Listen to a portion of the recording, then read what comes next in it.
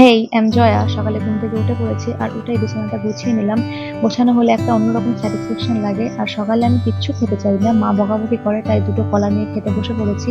আর খাওয়া হলে আমি কিন্তু খোসাটা ফেলবো না, এটা আমি গাছের গোড়ায় দেবো। দেন ফোনটা নিয়ে আমি একটু পড়তে বসেছি, আর আমার পড়ার স্টাইলগুলো জাস্ট দেখবে।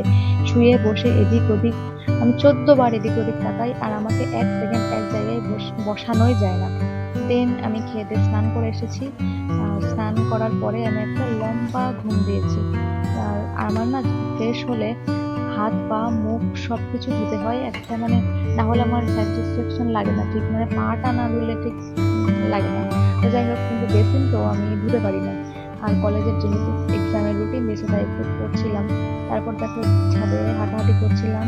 আর সারাদিনের মিনি ব্লগ 1 মিনিট করা খুবই ডিফিকাল্ট। তো যাই হোক, তারপর আমি একটু আম খাচ্ছিলাম। দেখা হবে আবার পরের মিনি ব্লগে। টাটা।